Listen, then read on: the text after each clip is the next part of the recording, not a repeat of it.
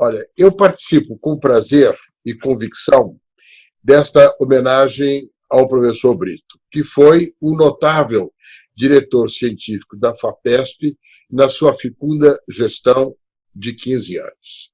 Na vida institucional da FAPESP, a posição da diretoria científica sempre foi, desde o início e a partir da sua concepção original, uma posição-chave para o amparo à pesquisa em nosso Estado.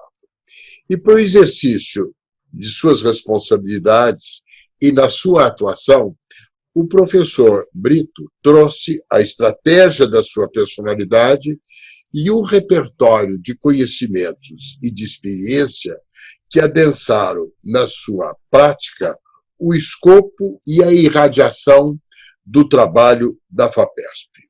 Quero destacar, em primeiro lugar, uma notável capacidade de trabalho, um conhecimento de dentro do que é a atividade de um pesquisador, professor universitário, a função de reitor da Unicamp, que alargou a sua percepção da relevância da interdisciplinaridade e, por via de consequência, a importância da promoção da convergência, do diálogo entre a cultura científica e a cultura das ciências humanas. A isso cabe também agregar o seu prévio conhecimento de dentro e não de fora do que é a FAPESP, seja por conta do período em que exerceu a presidência da instituição, seja no período em que integrou o Conselho Superior. Daí a vontade com a qual seguiu as diretrizes, que retém plena atualidade, com a qual a FAPESP foi efetivada no governo de Carvalho Pinto. Entre elas, a FAPESP apoia a pesquisa, não faz pesquisa. Provê, mas não impõe orientações. É diretiva, mas não impositiva. Aprecia a qualidade e a idoneidade dos projetos, sem restrições quanto ao gênero da pesquisa, reconhecendo a interdependência entre a pesquisa básica e a aplicada. Pasteur dizia: não existe ciência aplicada, existe aplicação da ciência. Uma formulação evocada com frequência pelo professor Brito e que é tão relevante e atual como verificamos hoje em tempos de Covid-19. A FAPESP promove o sistema de mérito pela análise dos pares que norteia o processo decisório da FAPESP na sua atuação de apoio à pesquisa, o que requer a integração da comunidade acadêmica e dos pesquisadores. E, nesse sentido, o conhecimento do professor Brito, das pessoas do mundo da pesquisa, a ele permitiu escolher coordenadores de qualidade e construir a base de dados do rol dos pareceristas, que com ele colaboraram para levar adiante, na sua função de diretor científico, a ideia a realizar do sistema de mérito. São múltiplas as perspectivas a partir das quais cabe fazer esta homenagem. A minha será a de quem exerceu a presidência da FAPESP de 2007 a 2015. Muito atento, nesta condição, à responsabilidade de zelar pelo seu papel institucional como uma grande agência de apoio à pesquisa, e ciente de que a sua autoridade se mantém e se aprofunda na medida em que os seus dirigentes, numa ação conjunta, ensejam no tempo novas dimensões à sua atuação. Autoridade vem do latim, do verbo augere, aumentar, acrescentar, e como ensina Hannah Arendt, é o contínuo acréscimo de realizações que vivificam a autoridade de uma instituição. Em síntese, o que eu quero afirmar desde já, nesta homenagem ao professor Brito, é que, como diretor científico da FAPESP, pela sua atuação, ele contribuiu expressivamente para o acréscimo da autoridade da instituição, a ela conferindo o relevo de ampla irradiação, voltada com sucesso para o inarredável papel da pesquisa e do conhecimento para o futuro do nosso país. Eu acompanhei a trajetória do professor Brito desde o primeiro momento. Inicialmente como membro do Conselho Superior, e que, nesta condição, propôs o Search Committee, que apreciou os seus reconhecidos méritos e que levaram à sua primeira indicação como diretor científico. Era uma tarefa desafiante substituir o seu antecessor, o professor José Fernando Pérez, que falará também nesta homenagem. Porque o professor Pérez inovadoramente alargou os horizontes da FAPESP, valendo-se do acréscimo dos seus recursos de 0,5% para 1% da receita estadual anual, o que foi contemplado pela Constituição Paulista de 1989, que explicitamente adicionou à sua missão o desenvolvimento tecnológico. O professor Brito respondeu admiravelmente a esse desafio. Partiu do patamar construído pelo professor Pérez, alargando-o e aprofundando-o com seu talento e capacidade de trabalho. Disso posso dar meu testemunho, em função do nosso trabalho conjunto no meu período de presidente da FAPESP.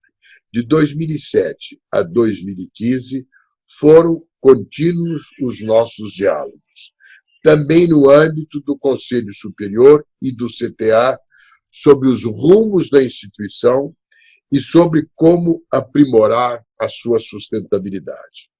Elenco a seguir rapidamente tópicos, para concluir com o processo de internacionalização da FAPESP, que foi um dos grandes temas da minha gestão e para cuja viabilização o professor Brito foi decisivo.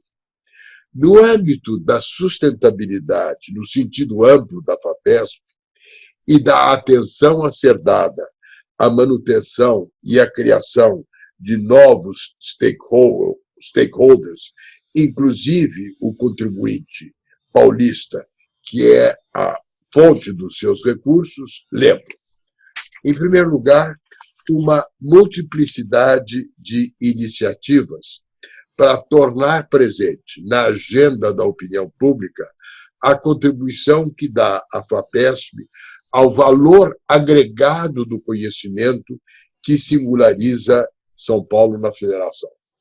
Isto hoje está muito presente com a crise da pandemia do Covid-19 e da clara percepção que só podemos superá-la com o apoio do conhecimento e da ciência, para a qual a FAPESP dá a sua indiscutível contribuição. É o tema do artigo de hoje, quinta-feira, na Folha de São Paulo, sobre o que a FAPESP está fazendo para contribuir na solução desses problemas. Nós nos valemos, neste capítulo, da agência FAPESP, da revista FAPESP, dos relatórios anuais da FAPESP, que são uma prestação republicana de contas do que faz a instituição, e também uma interlocução com o Executivo paulista e as suas legítimas preocupações e a Assembleia Legislativa. E, naturalmente, com uma interação permanente com as aspirações dos pesquisadores paulistas, em especial os das três grandes universidades, USP, Unicamp e Unesp, que são universidades de pesquisa.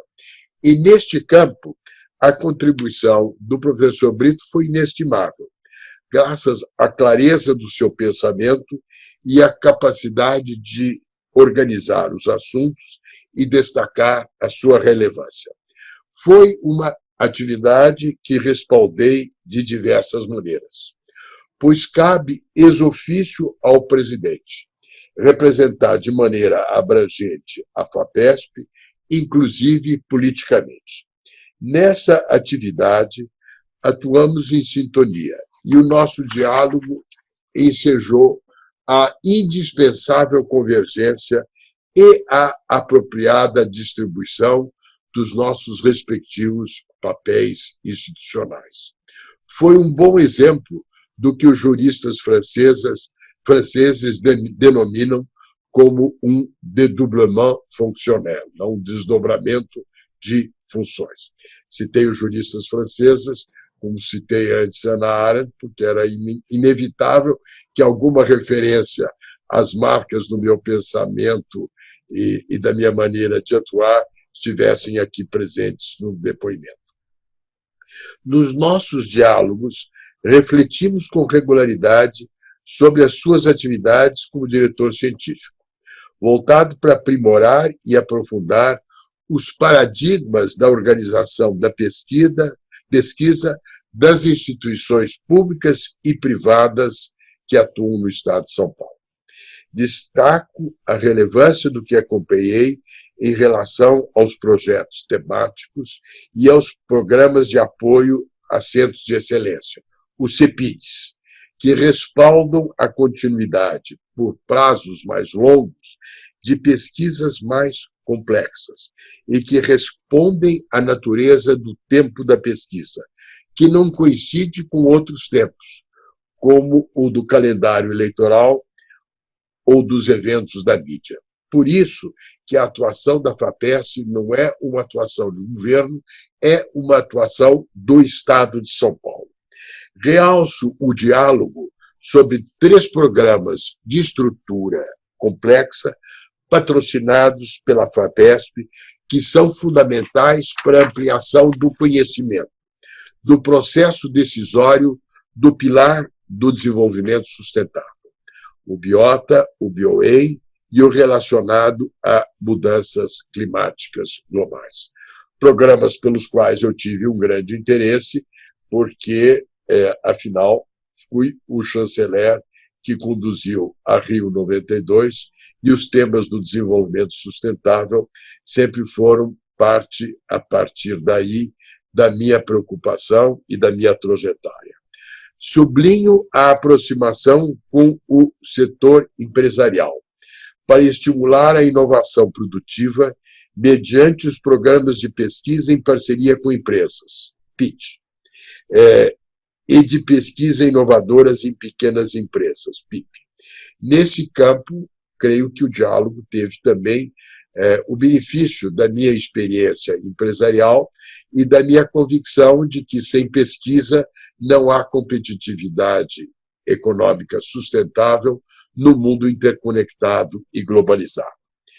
No meu relacionamento, isso é um dado que eu acho importante, com o professor Brito, sempre preservei como presidente, e eu fui um presidente ativo, o legítimo escopo da atuação da diretoria científica, criando da melhor forma possível o espaço para ele poder levar adiante, e sem atritos, mas de maneira convergente, no âmbito da FAPESP e de suas instâncias, as suas atividades, com a plena percepção de dentro e não de fora do notável trabalho que realizou e estava realizando.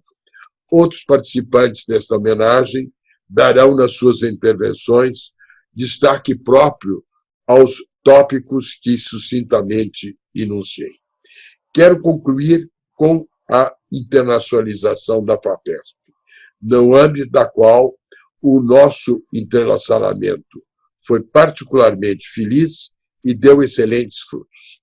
Eu queria promover o que a Royal Society da Grã-Bretanha, explorando a pauta da ciência na agenda internacional, denominou diplomacia da ciência, voltada para acordos de cooperação internacional com instituições de vários países que propiciam a interconexão entre pesquisadores de todas as regiões e procedências que naturalmente compartilham os valores inerentes à busca do conhecimento.